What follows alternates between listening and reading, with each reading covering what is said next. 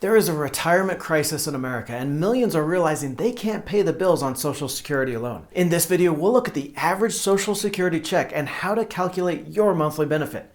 I'll then show you how to guarantee an income in retirement. We're talking living on Social Security today on Let's Talk Money. Beat debt, make money, make your money work, creating the financial future you deserve. Let's Talk Money. Hey Bowtie Nation, Joseph Hogue with the Let's Talk Money channel here on YouTube. I want to send a special shout out to everyone in the nation. Thank you for spending a part of your day to be here. If you're not part of that community yet, just click that little red subscribe button. It's free and you'll never miss an episode. Nation, Social Security is just not enough to live on. I've seen this firsthand with family, and I don't think most people really understand how bad it is. According to the Social Security Administration, the average benefit is just over $1,500 a month. That's about 18 grand a year, and let's look at that versus that average annual spending for households of 65 and older. This chart shows living expenses for the average household 65 and older, and that data is from the Bureau of Labor Statistics, the Consumer Expenditure Survey. So we see that just paying for a roof over your head, that's nearly $17,000 right there. That's almost the entire Social Security benefit. Now add on food, healthcare, and all these other expenses, and it becomes clear immediately that you're going to have to cut somewhere. So let's look at what retirement is going to look like if you're just living off that Social Security check. Now I've taken the average household spending for that 65 and older group, that's the left bar here, then made some adjustments to get that spending down to just the Social Security. So first, housing, and we're talking subsidized housing here. And I know about this because it's all my mom could afford when her cancer got so bad she had to go on disability. Her rent in a one-bedroom apartment was $450 a month, with another $125 for those basic utility services. Now transportation is just over $7 grand for that average household, but you're not going anywhere anyway. You just can't afford it. Healthcare for that average household of 65 and older is $6,800, but you can only afford that very basic Medicare coverage and out of pocket, so we'll estimate this at about $375 a month. Now food is about $6,600 for the average household, but you're eating ramen noodles and oatmeal every day, so maybe you can make do on $5,000 a year or just never go out to eat. A lot of this other stuff is expenses from those 65 and older still working, so you won't have that at least. You certainly aren't going to have any of these expenses for entertainment. That's all over. You're not going anywhere, so hopefully you can make do on the clothes that you get at the Salvation Army, and don't use up the soap too fast because you're not going to be able to afford much in the way of personal care products. And this isn't just a problem for those living on Social Security, but for their family as well. You know, the big news lately has been the number of millennials still living at home, but I have a feeling very soon we're going to be talking about a bigger trend, retirees coming back to live with their children. Now that's why I wanted to put this series together. In partnership with AgeUp, we're going to look at the retirement crisis in America and how to make sure your parents don't get so stranded into that trap of living with Social Security. We'll look at exactly how much you can expect from Social Security in this video, how to calculate your benefit. In the next video, I'm going to reveal 5 ways to help pay for retirement even if you're just started saving. In the final video of the series, we'll look at how to use AgeUp and then annuities to guarantee your income in retirement for your loved ones and for yourself. Now, AgeUp is an income annuity backed by MassMutual that provides supplemental income for yourself or your parents at a certain age. You contribute as little as $25 a month and get guaranteed income after you or a loved one reaches 91 years old, and you can even get your contributions back on an optional death benefit. Now I'll show you how AgeUp can provide that guaranteed income later in this video, but I'll also leave a link in the video description below for more information. Back to that retirement crisis though, and nearly a third of those in the baby boomer generation and older have no savings at all. This chart from Go Banking Rates shows savings by generation, and 17% have less than $10,000 saved. So we're talking about nearly half the people in this age group that's just going to have to only rely on Social Security in retirement. And we've already looked at that average Social Security benefit, but now let's look at how to calculate how much you can expect in retirement. And here I'm assuming that you even qualify for Social Security through either your work history or your spouse.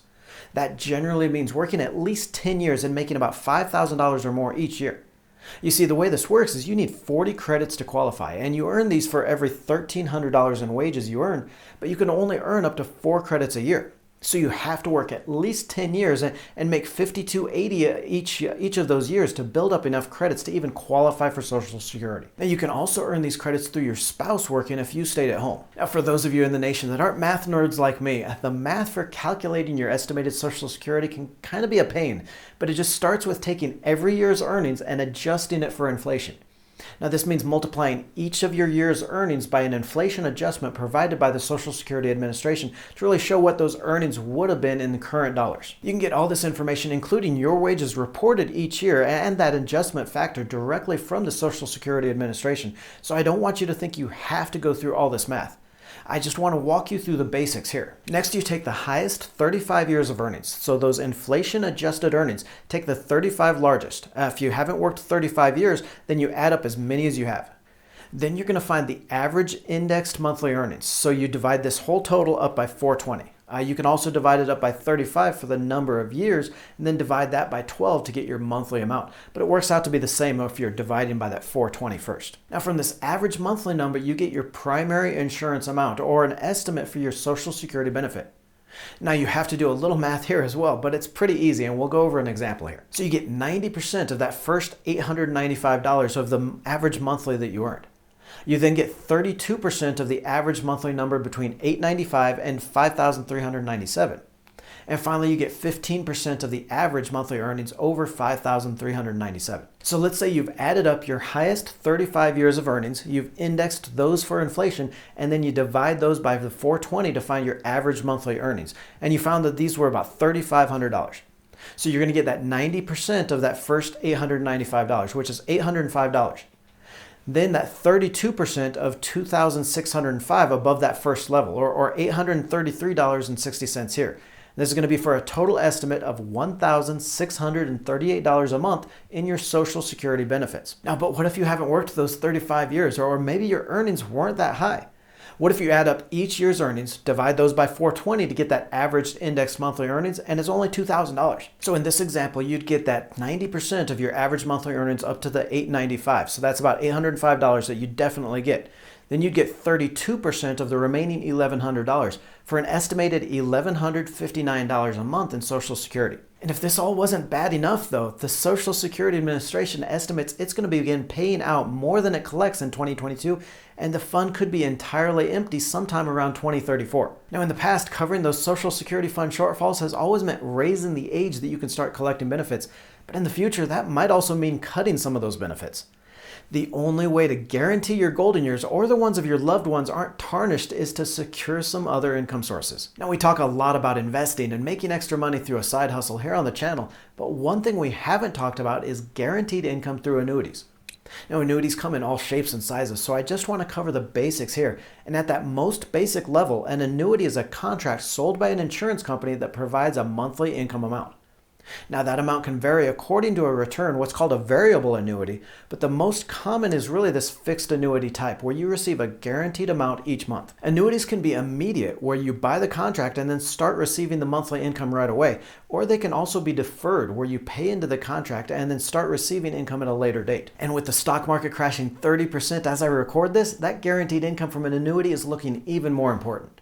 Now, you generally buy an annuity through an insurance provider, and talking with the people at Haven Life, I was really interested in hearing more about age-up. Age-up is an interesting twist on that annuities idea, because you can buy one on your parents for that extra income you might need to support them as they get older. You contribute as little as $25 a month, and the annuity starts paying out anytime between the age of 91 to 100. Getting an estimate for that income payout is really easy with the site's calculator, and the entire process is really quick. You can also contribute into an annuity for yourself, so guaranteeing that income when you reach 91 or older. And what I like about age-up is it includes this optional death benefit. This is the option to get all your contributions refunded if you or your parent doesn't reach that age when the annuity starts paying out. Not only can an age-up annuity help provide that livable income, it also allows you or your parents to rely more on their investments and not worry about running out of money in retirement. So I'll detail that age-up annuity in our next 2 videos, but we'll also leave a link in the video description below to find out more for yourself. Now we know the problem, that we can't depend on Social Security, so check out the video on the right for 5 income sources to help pay for retirement. These are 5 income streams you can set up right now to make a little gold in your golden years. Don't forget to join the Let's Talk Money community by tapping that subscribe button and clicking the bell notification.